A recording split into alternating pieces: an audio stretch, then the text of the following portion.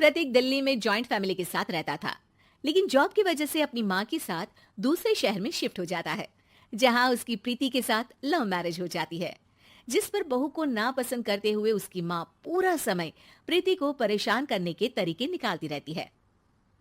प्रीति, कहाँ हो? सुबह का नाश्ता दोपहर में खिलाओगी क्या? इसमें प्रीति और प्रतीक ऑफिस जाने के लिए तैयार हुए कमरे से बाहर आते हैं, जिसे देख सास प्रीति पर भड़कने लगती है। महारानी, तुम सुबह सुबह तैयार होकर घर का सारा काम छोड़कर कहाँ चल दी? जी वो ऑफिस। हैं? तुम ऑफिस से जाओगी तो घर में जो सफाई, नाश्ता, खाने का काम है वो क्या मैं करूंगी? माँ, मैंने उससे वादा किया था कि वो जॉब कंटिन्यू कर सकती है। अरे वाह जी वाह, दोनों आपस में सलाह कर फैसले ले लिए। मैं क्या यहाँ बेवकूफ बैठी हूँ? मुझसे पूछना किसी ने जरूरी नहीं समझा? मम्मी, आप फिक्र ना करें, मैं आज ही रेजिग्नेशन दे दूंगी। प्रीति ऑफिस के लिए चली जाती है और अगले दिन से जॉब छोड़ घर के कामों में लग जाती है, लेकिन साथ ही उदास भी रहने लगती है, जिसे देख प्रतीक को अच्छा नहीं लगता। मुझे पता है तुम्हें अपनी जॉब कितनी पसंद थी। आई एम सॉरी प्रीति। अरे कुछ नहीं होता, बस मम्मी खुश रहनी चाहिए। अब प्रीति अपनी सास को खुश करने और उनका दिल जीतने की जी तोड़ कोशिश करती रहती है, पर सास कभी उससे सीधे मुंह बात तक नहीं करती। इसी तरह दिन बीतने लगते हैं। एक शाम प्रतीक ऑफिस से परेशान घर वापस आता है। माँ, चाची का फोन आया था, दादी की तबीयत बहुत खराब है, हमें दिल्ली जाना होगा। पति की बात सुन प्रीति तो पैकिंग शुरू भी कर देती है, पर माँ वहीं बूत बनी खड़ी रह जाती है। लगता है मम्मी अपनी सास से बहुत प्यार करती हैं, तभी उनके बीमार होने की खबर सुन शॉक में आ गई। ये प्यार नहीं, परेशानी है। तुम तो ऐसे सोचो कि अब से जब तक दिल्ली में हो तुम्हारे अच्छे दिन शुरू। अच्छा, ऐसा क्या है दिल्ली में? वो तुम्हें कुछ ही घंटों में पता चल जाएगा। सास के रिएक्शन और पति की बात से कंफ्यूज्ड प्रीति दोबारा पैकिंग में लग जाती है, जिसके बाद कुछ घंटों का सफर तय कर तीनों दिल्ली पहुंच जाते हैं, जहां घर के अंदर पहुंचते ही लोगों की भीड़ देख प्रीति परेशान हो जाती है। हे भगवान, इतनी भीड़! प्रतीक, कहीं तुम्हारी दादी को कुछ हो तो नहीं गया ना? पागल, ये भीड़ नहीं, मेरा परिवार है। क्या? इसे तुम परिवार कहते हो? अरे इसे तो जिला घोषित कर देना चाहिए। तुम्हारा परिवार का तो अपना पर्सनल बिग बॉस बन सकता है।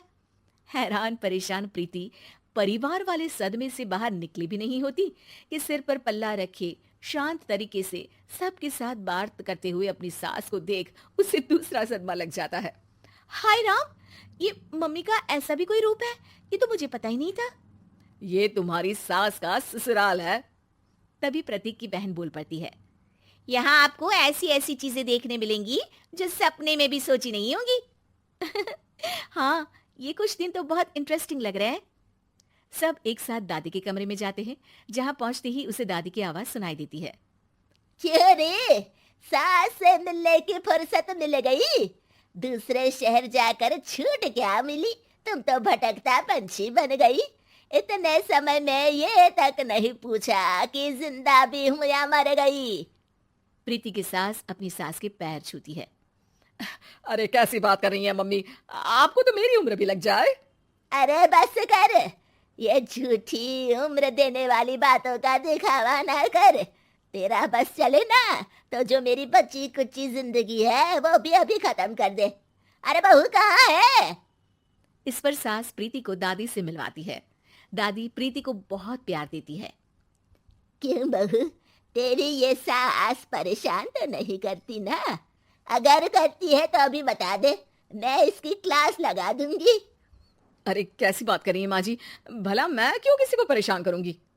प्रीति अपनी सास का ये रूप एंजॉय कर ही रही होती है कि तभी चाची वहां आकर प्रीति को अपने साथ ले जाती है। सास की क्लास लगते देख जो खुशी मिल रही थी वो तुम्हारे चेहरे से साफ पता चल रही थी, इसीलिए ले आई। क्योंकि अगर उन्हें पता चल जाता तो तुम्हारी खैर नहीं थी। थैंक यू चाची जी। चाची और प्रीति घर में झूले पर बैठी बात कर ही रही होती है कि उसकी सास भी वहां आ जाती है। मतलब यहाँ सारा काम मैं करूं और तुम बैठी हंसी ठिठोली करो? अरे चलो जाओ, खाना बनाओ।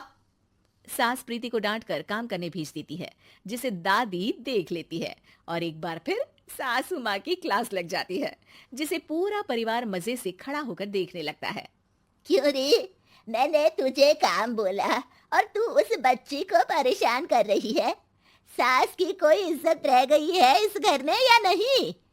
यहाँ खुद की सास होते हुए भी ज्यादा बड़ी बन रही है। अब नहीं मम्मी जी, मैं तो बस थोड़ी मदद के लिए बोल रही थी। सास रसोई में जाकर काम करने लगती है और दादी प्रीति को लेकर वहां से चली जाती हैं। इसी तरह एक हफ्ता बीत जाता है, जिसमें दादी अपनी बहू को डर, इज्जत और प्यार का फर्क समझाती रहती है और प्रीति उसका मजा लेती है। वापस जाते हुए दादी प्रीति और उसकी सास दोनों को अपने पास बुलाती है। मेरी बहू जिद्दी और अड़ियल है, इसलिए उससे हमेशा सही काम करवाने के लिए मुझे सख्ती करनी पड़ती है।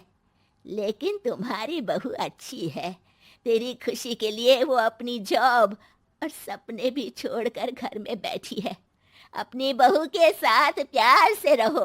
और प्रीति, अगर अभी भी तुम्हारी सास परेशान करे ना, तो फिर तुम्हें पता चल ही गया है कि शिकायत कहाँ करनी है। जी, अपनी सास की ससुराल में उनकी सासू माँ के पास।